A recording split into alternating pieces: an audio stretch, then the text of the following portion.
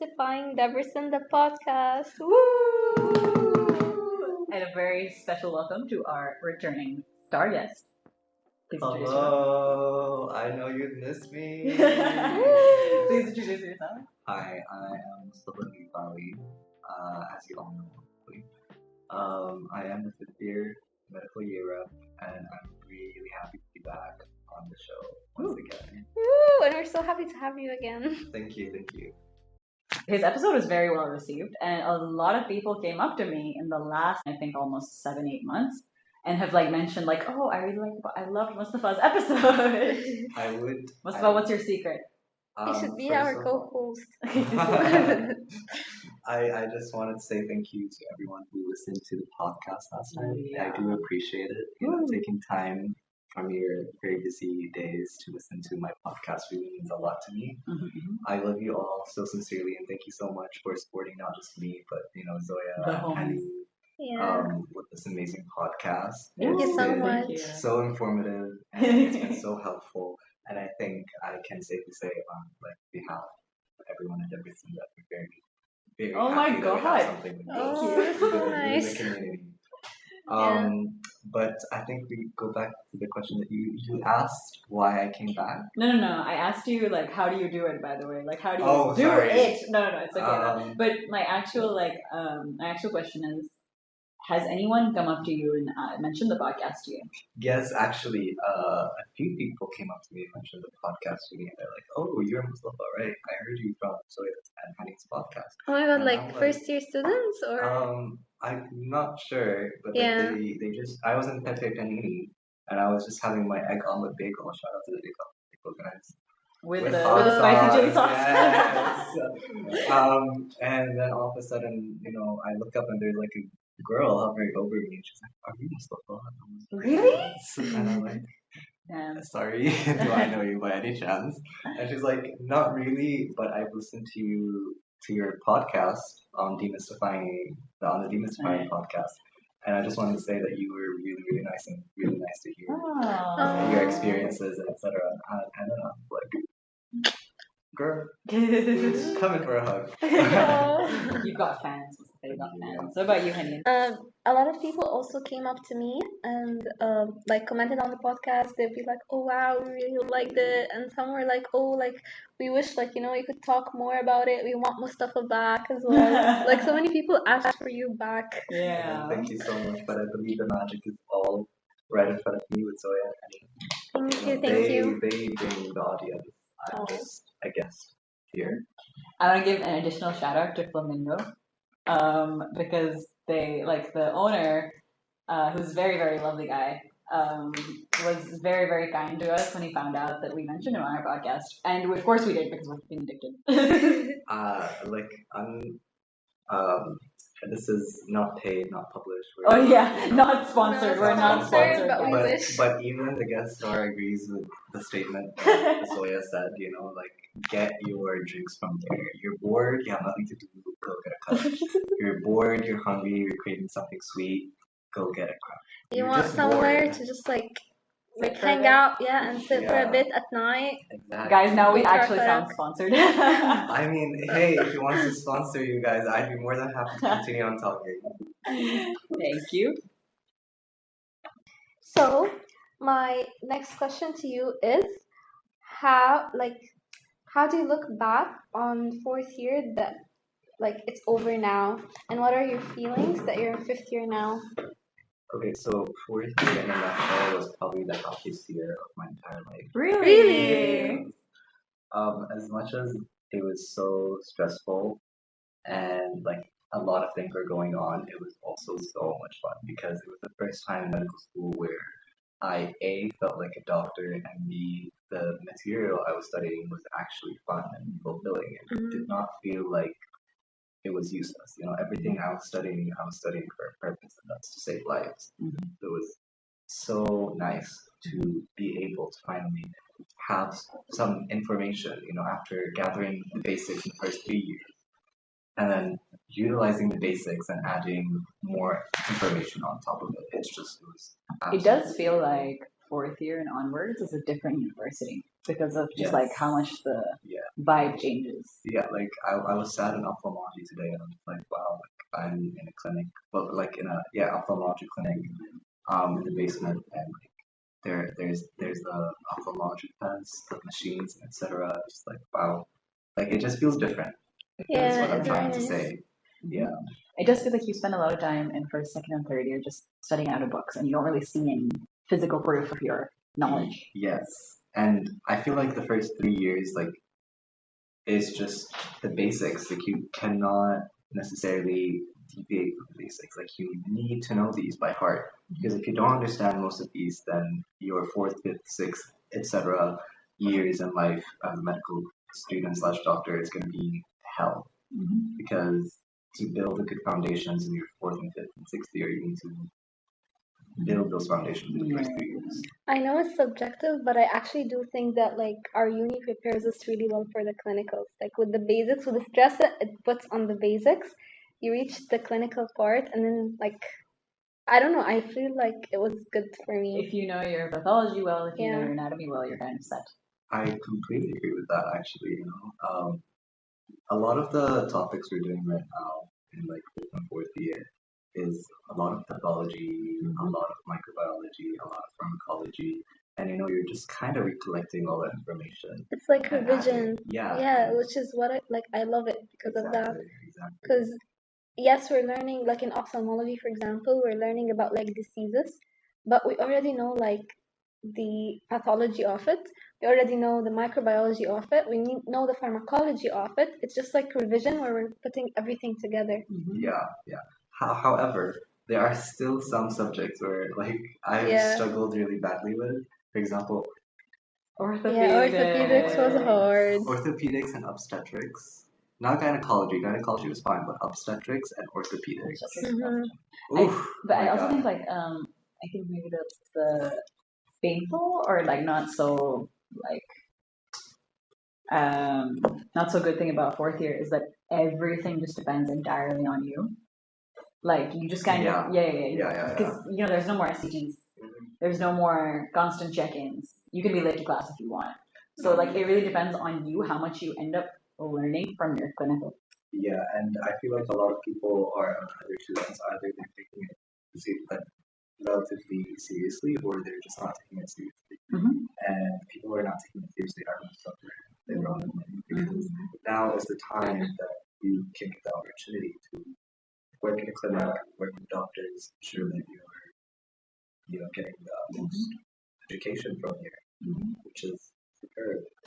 And side note for all the listeners, we mentioned this in our first episode of season 2 as well, but basically like Wasik as well said that any practice can be good if you pursue it. Like if you really ask for questions, if you really ask for like the doctor like to take you somewhere to make you do something, then you can make any. The first move will never come from the doctors because they have so many patients, they have a lot of work to do, so they wouldn't really run after you to teach you something if you're not interested. But if you're interested, they will like take you along with them. I like completely agree with that because I've done a few practices outside Hungary, especially in the UK, and I had the opportunity to work with a doctor who did care about me. Shout out to you, doctor.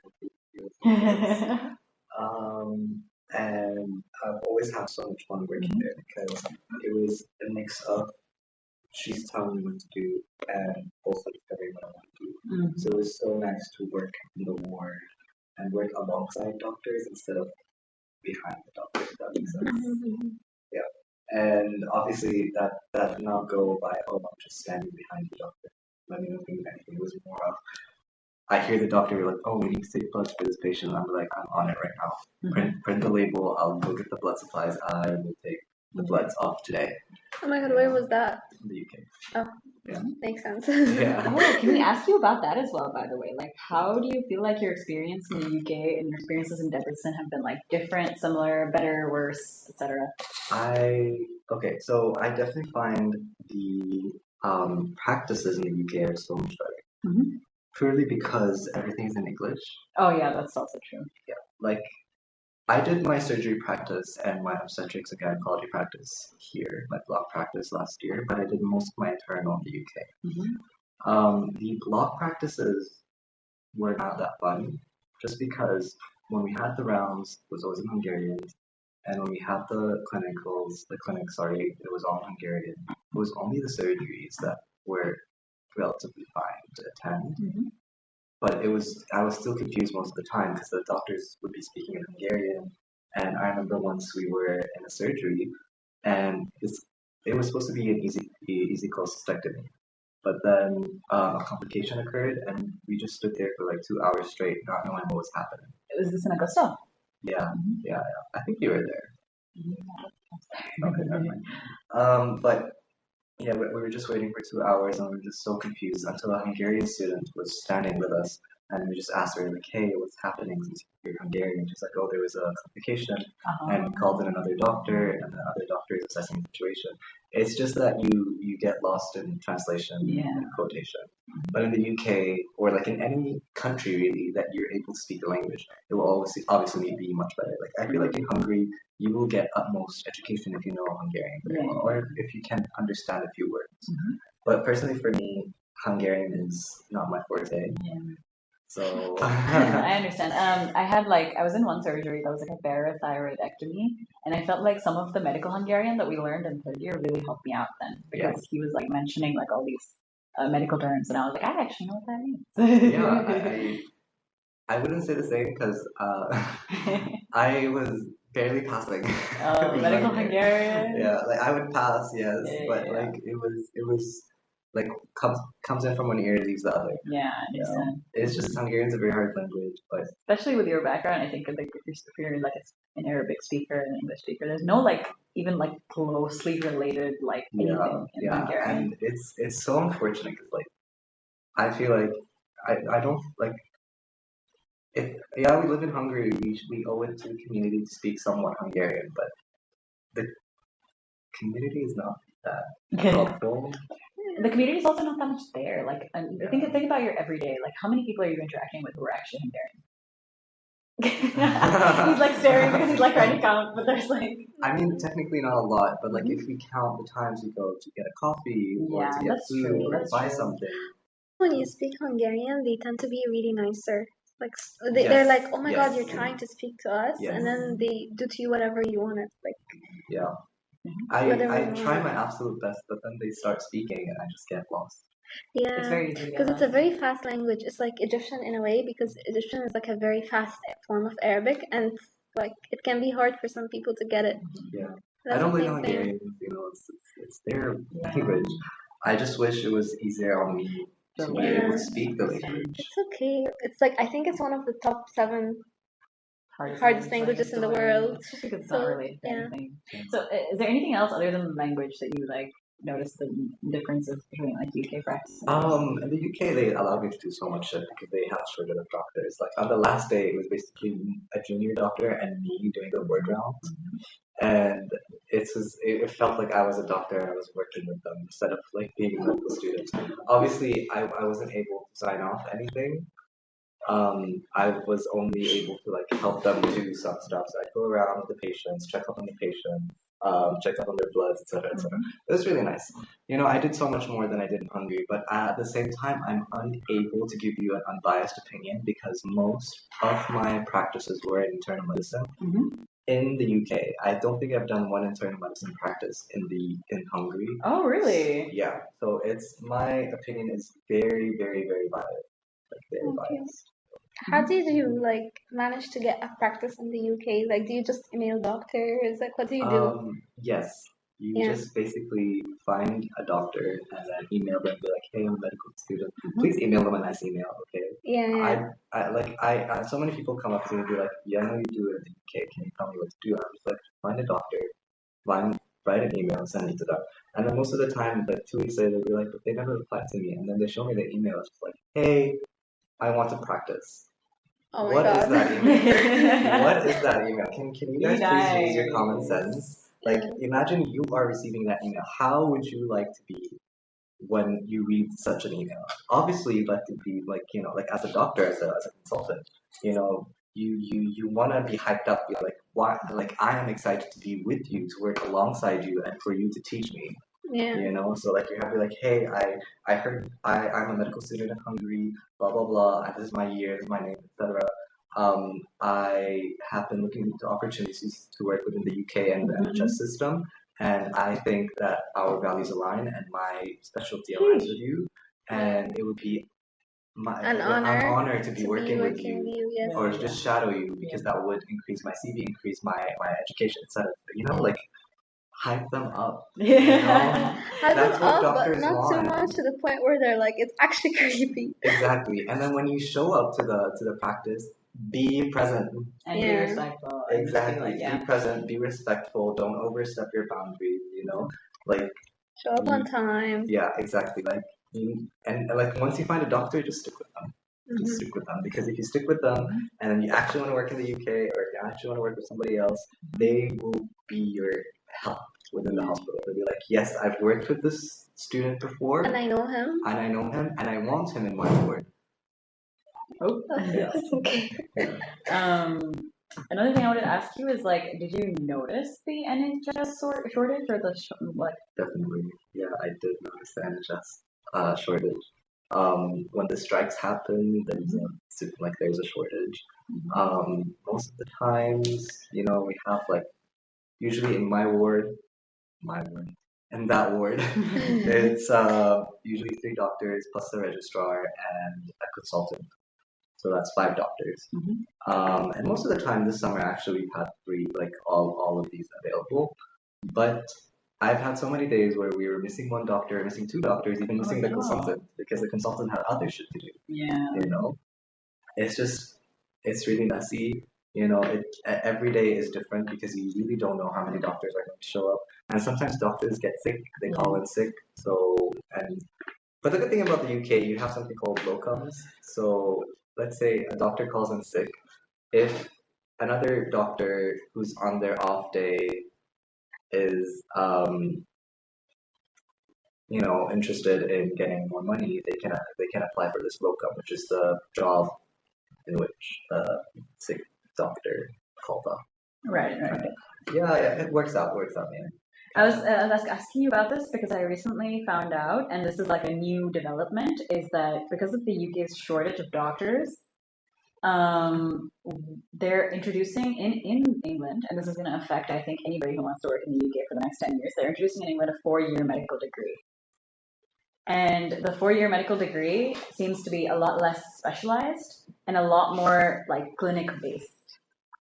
Okay, so I actually know somebody who is doing this 4-year degree, and Wait, who is? It's just a Yeah. new program. It's not out yet. I think your friend is in the postgraduate program, not the undergraduate ones. The undergraduate one is going to come out in 2026. yes, that would actually make much more sense because he is a Yeah. postgraduate medical degree and he's in it currently. But there's actually another thing in the UK is that not only doctors can be FY1 and FY2, which is foundation years 1 and 2, which are basically like the very junior doctor, not even junior, they're not less than junior. You know, when you graduate from medical school, you need to do foundation years. In the UK, they have 5 years of medical school, and then their foundation years they get paid for. But here in Hungary, you have 6 years, which is 5 years medical school, and then 1 year foundation year, and you don't get paid for it. So like medics and other people can have like 1 or 2, 3 years course. I'm not sure. Don't quote me on this, but there are non-medical students who are applying for FY1, FY2 jobs and getting accepted because the shortage is that severe. But at the same time, actual doctors who are going to be able to progress forward to FY1, FY2. Because if you are not a medical doctor in the UK, you can apply if you have something that is relatively equal to a medical degree, like medics. That's all I know, medics really. You can apply for FY1, FY2 job, but you will never like grow as a doctor. You'll just be stuck in FY1, FY2. So a GP forever. Not really a GP because FY1, FY2 technically do a lot of jobs. You know, And they work in the GP has ward. a specialization for Yeah. pathway. Yes, Uh-huh. exactly. So what do they do exactly? They just be FY1, FY2 foundation years Mm-hmm. doctors. They never become juniors because what happens is you can be a foundation year doctor, Mm-hmm. 1 and 2, then you apply for a specialty, you become be a junior, and then after becoming a junior, you for 2 years you are going to be a consultant. Great. And that's only for medical doctors, but for non-medical doctors, are we stuck at F1, F2? And the issue is that many people are going to be denied from the entry access into the UK. Because, for example, for us, we graduate and we can apply for F1, F2. But if there are other people who are not medical students who are also getting the same jobs, They're taking our seat. well, They're taking our jobs. I wouldn't say They're they're taking taking our our jobs because, like, We're not gonna, yeah. we're not exactly. But I'm just saying, like, the job entry level into the UK is going to be much harder, you know, and yeah, that's basically it. that's Yeah, and that's going to be, I think, exacerbated by the fact that this new undergraduate medical degree is coming. And I actually saw this on the page of an influencer who is a UK medical student in her second or third year. Shout out Med with Maz. And she basically was know talking. her personally? No. Okay, But because I wish I did. That would be cool. Let's hope she listens to this podcast. No, Let's she send will it to not. her. No, okay. I dare you. But she basically made a reel where she was like, "Guys, is this good or bad?" Right? Like they're introducing an undergraduate medical degree. You're not a doctor when you graduate. You just have medical, some kind of licensing, and so you can act as a doctor. And from the second, and you go into this with a high school education, so it's like an undergraduate, and from the second you go in, you're working in the hospital. Like you're working in the hospital as a first, second, third, fourth year medical student. Is this like just the UK version of physician assistant? Yeah, it's just a way for them to combat the shortage with lesser trained people. Yeah. And I actually think it is a bad thing. I don't think that it's a good thing. I know that some people were saying it makes it easier for people to become doctors and stuff, but I feel like this is not even a real doctor degree. If you go back to the old ages though, like the way surgeons became surgeons and doctors became doctors was not by study, it was by shadowing somebody. That was the way for a very long time until What's the point of shadowing someone who don't know the basics? That's true. If you don't know the basics, and then build from the basics upwards. Because I can memorize something that happens fine. Yeah, but no. What's the point of what if a complication happens? I don't know the treatment. I don't know the pathology behind it. So I cannot critically think. Then that means that they're gonna do a lot of mistakes. Or, they're probably not going to be qualified to act as doctors, so they're just going to be physician assistants, like the US physician assistants. What's a physician assistant? I don't know that. I don't know. People actually they do pre-med and then they choose to become physician assistants in the US instead of the medical degree, and that's really weird. I don't know what they do. That's not job shooting. I'm not job shaming. I generally I'm actually so proud of them because they make so much and they go the same amount of years as medical doctors. So much in the US. There's a very question mark. It's a very question mark indeed. And I would love to know what their job is because I see them going to the hospital wearing scrubs and doing something there, but I don't know what it is exactly. What's the difference between them and doctors? Interesting. I guess I'm looking it up on Google. But it's okay. Haneen isn't even job shaming, but I was fully degree shaming a degree that hasn't even come out yet. It's okay. Listen. No, there's no shaming here. I was just genuinely asking what do they do? I want to know. We'll look it up. We'll find out. I'm sorry. It's okay. Don't blame me. You have to go to PA school. What is PA school? Physician assistant. Oh my god. Okay. That's what I'm talking about. They do. I'm sorry. I don't know the abbreviation. I know physician assistant, but my mind cannot comprehend more. Yeah. I think this is cool though. This is a good thing. Medical training, certified.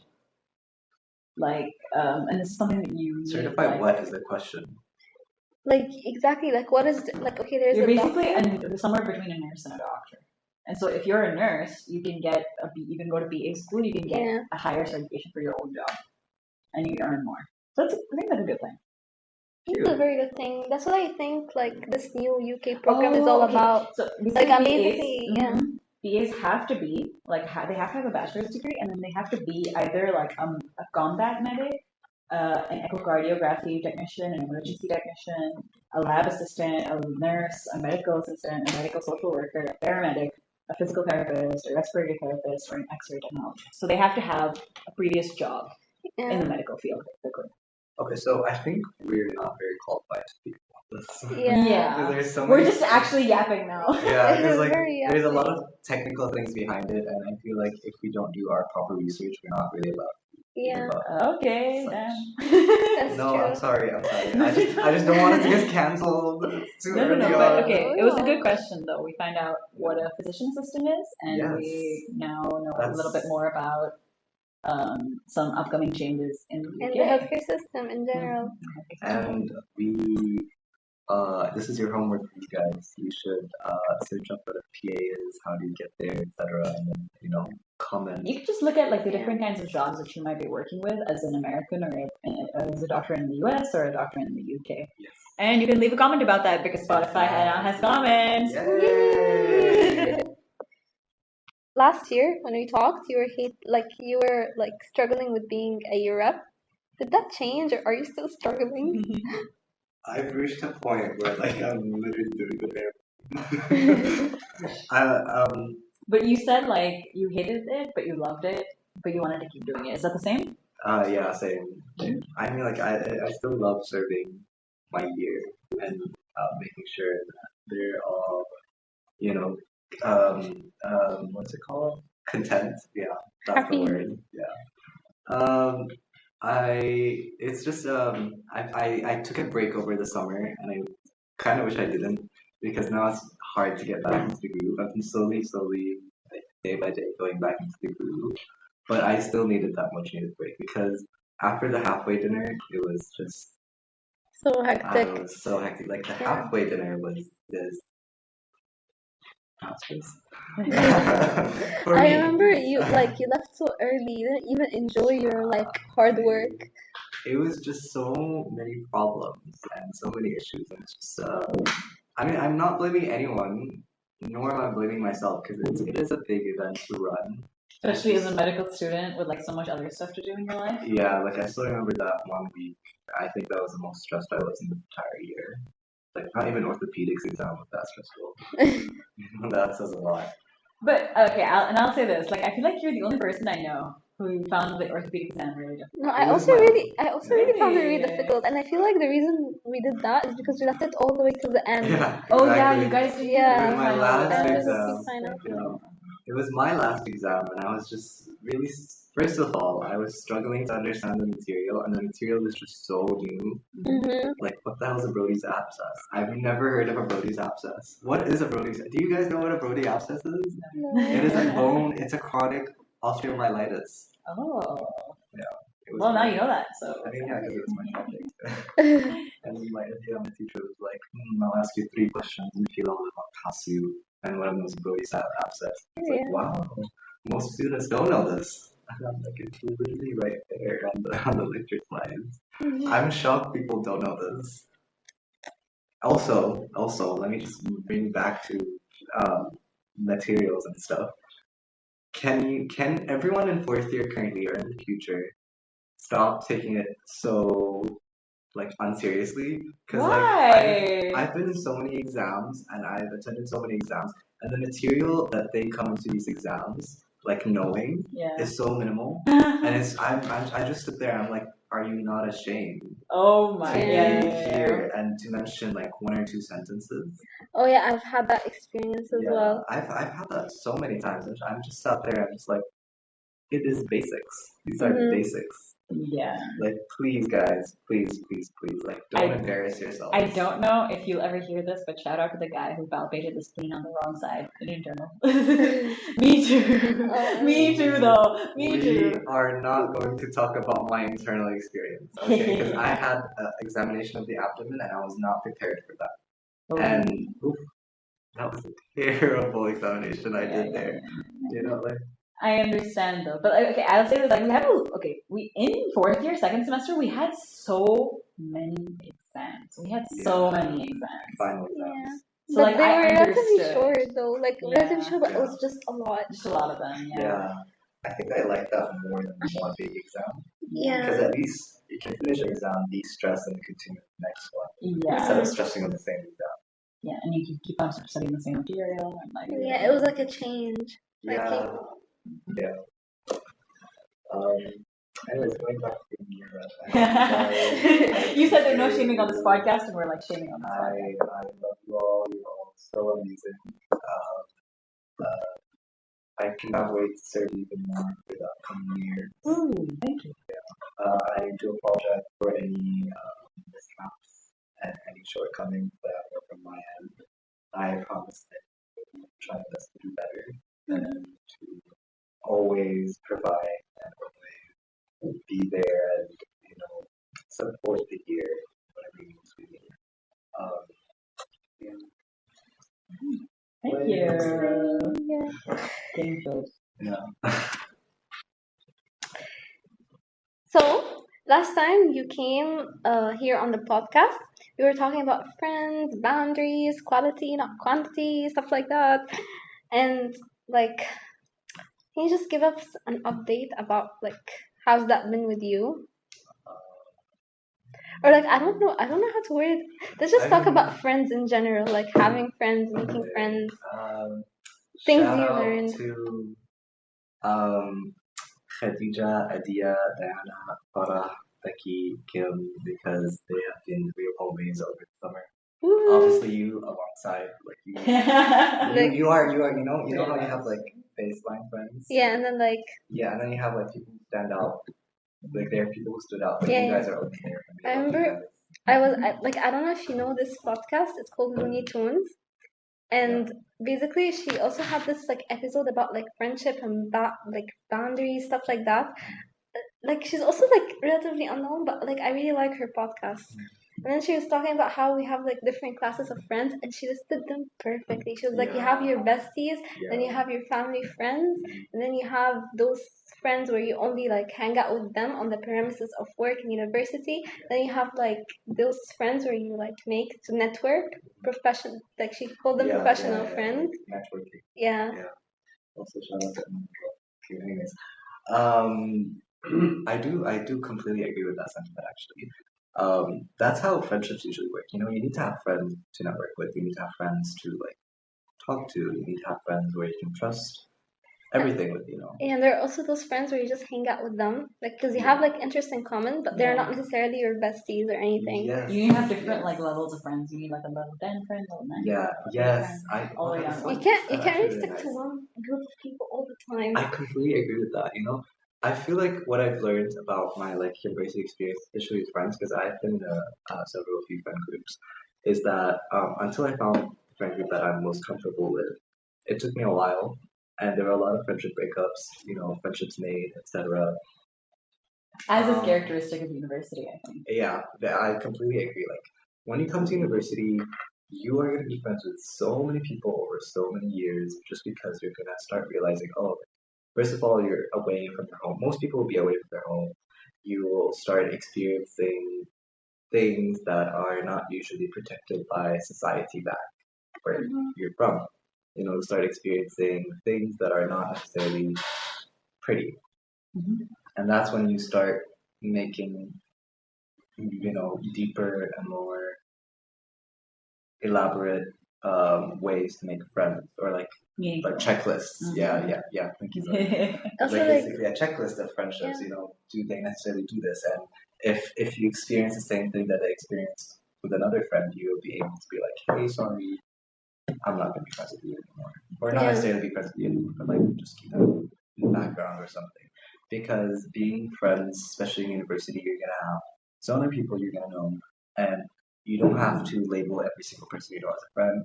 You can, but like you not really, you don't really have to do that. It's up to you. know, yeah, it's up to you. I agree. Personally, for me, I have friends who I talk to, friends who I can trust, friends who I travel with, friends who like etc. etc. Yeah. And then there's common. Yeah, I do think it's very important to have different kinds of friends and not to expect everything from everyone. Like everything that you would expect from one, from the other, because regardless of what you do with somebody, if you're close to them, if you like hang out with them, if you tell them your deepest darkest secrets, that's a good relationship for you to have. Like at every level, that's a good relationship for your heart, your soul, for your life. It's important to just. Another thing I think that I want to say is like it's important to value all of these relationships equally because yes, your best friend that you confide absolutely everything in is incredibly valuable, right? But so is the friend that you go to one class with every week, right? I completely agree with that, actually. Yeah. And if you really like your friend, and you would better be really liking your friends, by the way. Don't be out here making friends with people that you're like, I don't really care about this person. Like, come on, man. Or like, like you're not reciprocating their energy, or vice versa. And that's just rude. It's rude, and it's like not fair to either of you. Go find somebody you genuinely enjoy, somebody you like sit across from, even if you don't know them that well. You're like, man, I'm really glad you're here right now. Exactly. And like I want to say, like, you know how there's a statement that love is a drug? I also believe that friendship is also a drug because friendship is a form of love. It's just platonic love, So obviously the more you have a drug, the more tolerance you get for the drug, unless you kind of don't overdo it. So what I'm trying to say here is that you don't have to be attached to the hip to your best friend all the time. Also, I also realized something I realized and I heard something that there's like a very, very thin line between love and hate. So like maybe you can love that friend so much, but let's say if they're not reciprocating or like they did something that really like upset you, you start like forgiving them. Okay, like it's fine. Maybe they didn't mean it that way, but then it becomes too much, and then there's this thin line between love and hate, where your love could suddenly turn into hate. It's like that Richard Sykin quote where he says, "Sometimes you get so close to somebody, you end up on the other side of them." Exactly. You can 100% do that, especially in university where boundaries are very blurry. Yeah. You can get so close to somebody, spend all of 100% of your time with them and stuff, and then those things that you were didn't even really think about before, those flaws or those qualities that you didn't really think about before, can suddenly start to become really worrying and problematic towards you. I completely agree with that. You know how many friends that I've had that I'm so close with the first 2 years, and now like I sit with them, I'm just like I'm really uncomfortable here. It's just because they've changed as a person, or they have not changed as a person. Because there are people in this world who found who they are, but personally for me, I'm still on that growing journey. Same. And yeah. Also, like so each stage of life, you need like some sort of like I don't know. You're changing, and they're changing as well. And let's say you became friends with that person because you both were in like a point where you think the same things, but then like you evolved, you changed, you grew, and then maybe they're either stuck or they grew in a different way. I agree. I completely agree with that, especially with like friendships of our age, because like we're 20, between the ages of 20 and 25, something 32. But your friendship doesn't develop until you're 25, so you're still growing, experiencing new things. You're always growing, even after your frontal lobe. Yeah. I'm just generally saying is that you will experience new things, you experience new people. You're outside of your like mother's hands and like protect like pillows and cushions and stuff. You don't have that anymore. You have to figure that out on your own. And you have to figure out who you are on your own. And let me just say this. You, inshallah, most of us will live up to 80. You will not know who you are ever within those 80 years because you're going to just keep constantly changing, and that is you can only become familiar with yourself at different points of your life. Exactly. You can just accept who you are, accept who you are as a person right now. And leave things behind. Yes, agree. Because if you don't leave things behind, you'll not progress. Yeah. I completely agree with that. Actually, shout out to Frances. She told me something very, very nice. Like the shout out Sugary Serenade on Instagram. We're not sponsored. So many sponsorships today. Yeah, no. She actually said like such a sentence. She was like, we're talking about like how we're like gonna be in 6th year and like we're not gonna see our friends anymore, blah blah blah. But then she was like, well, like we need to progress, and progress comes with change. And I was like, oh my god, girl. She's so like it sounds like a really good thing. Let me tell you something though. If you really care about somebody, if you really love your friend, if you really value your friend, that friendship is not leaving you that easily. Exactly. That's so completely true. And I think I've experienced this summer, or last year, 4th year. Shout out to Hadija and Dia. Like I'm still in contact with them to this day, and I want them to come back to Hungary, and I want them to come wherever they are in the world. And this is the first time in a while where I've had that kind of friendship where I want to keep the friendship going, even though we've ended up different ways. Yeah. And there are so many people actually that, even though the universe put us in separate paths, we somehow, Find your way back yeah, together. like for example, I met up like 2 years ago. Well, not 2 years ago. Like, when I first came here, I met someone. Shout out Ren. I met Ren in first year, and then we went out like maybe twice, and then we kind of just faded. And then again in 2022, I saw her on the train back from Budapest, and she's like, I'm graduating tomorrow. And then I spent the entire summer with her and her family. Oh. And then like in Debrecen, obviously, because she graduated and her sister graduated, and we were just having so much fun the entire time. And then the other day, I texted Ren like, "Hey Ren, like I'm hungry. Do you want to hang out? Do you want to talk to each other?" And Ren, when she's like, "Yes, yes, let's go." I met her up in a coffee shop, and I was like, "Oh," she was like, by the way, like the craziest thing happened. Like, I woke up at 8 today when you sent me a text message, even though like I usually wake up at like 10, 11 on weekends.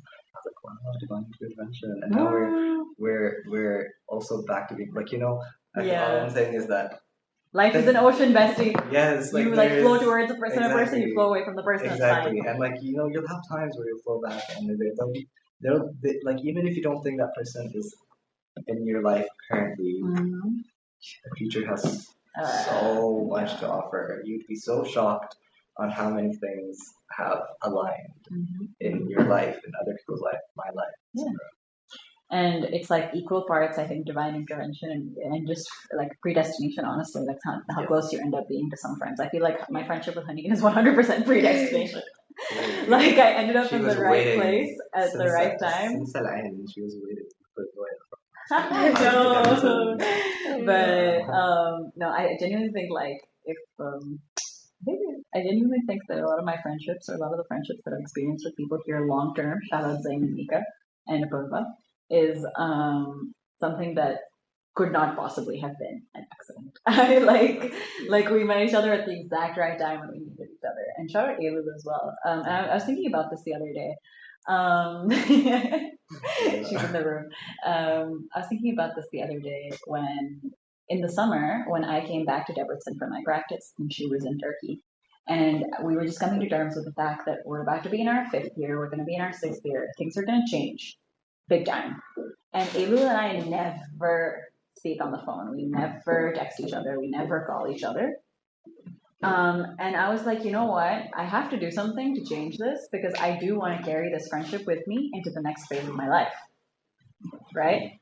And so I messaged her and I was like, video call me. We need to chat. And then we ended up video calling. And we chatted a couple of times over call during the summer. I completely agree. I also had similar experiences over the summer. Just because I also realized that I also have to put effort into the friendships because it's never going to be one-sided. We both have to put an effort. If you want to be friends with someone, especially when they're graduated or they've separated ways from you, from like the city, and you still want to be friends with them, you need to put an effort. And that's what Zoya was. Yeah, basically saying. Yeah, That's true. That's true. Anything to add, Honey? Me? No, I also feel like it's very important that like your friend understands like what bothers you and what not. Yeah, that's true as well. So that's also part of like putting an effort into understanding you. Yes. Yeah. If a friend is not able to do that, then maybe you should reassess their level. There has to be an understanding of like where your limits are and where you might need some help, or like where your limits aren't. Because I know like I have like 2 or 3 friends who roast each other constantly, and I'm like, I don't know if I could have that kind of a friendship. But like props to you guys.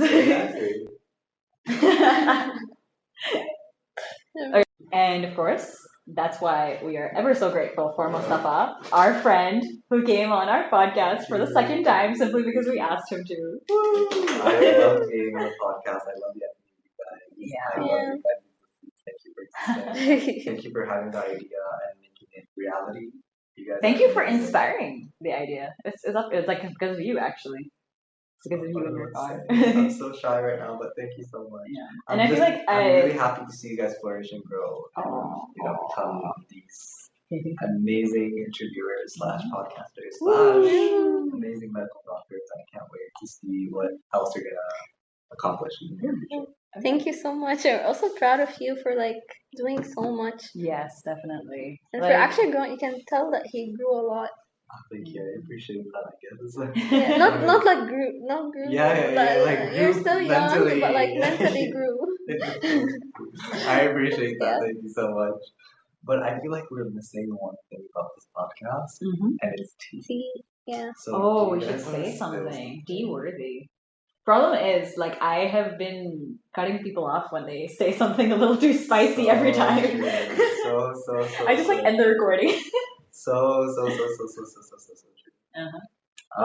I guess my tea is that just be careful with your partners Oh shit. around in Debrecen, especially if you're doing long distance.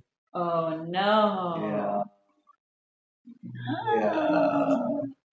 That's Yeah. okay. Yeah. Well, audience, you're gonna have to wonder what that means for unless you see Mustafa in public, in which case you can go up to him and ask him what that means. I will not give you. I'm not gonna give a random person some tea about some random person in Debrecen. Yeah. I'm just saying generally. Like there's a lot of. Like. That is true. I feel like I'm not against like growth and experimenting, but be honest about it.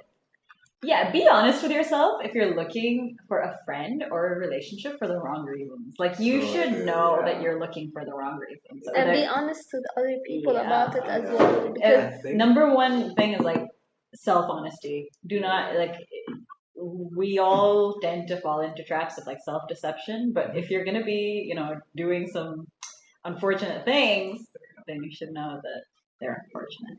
Yeah, and I think maybe a thought put out there, you can bring somebody new in a relationship for next podcast. Oh yeah, we were gonna ask you like what would you like us to talk about next? You wanted us to talk about? Yeah, that would actually be really nice to have somebody with an experience that I'm in a relationship. Because I know a few people who came here married. I know a few people who married here. I know a few people who are in a relationship here, and I would love to hear their experiences because medical school is quite tough. But I want to see, like, with their partner, do they thrive or do they damage themselves? That would be so interesting to hear. Very interesting. Okay. Yeah. We might take you up on that very soon. Okay. So, thank you so much for like coming and doing this episode with us again. We had so much fun. And we're looking forward to having you again one day, inshallah. We can more, maybe even season 2. I don't know.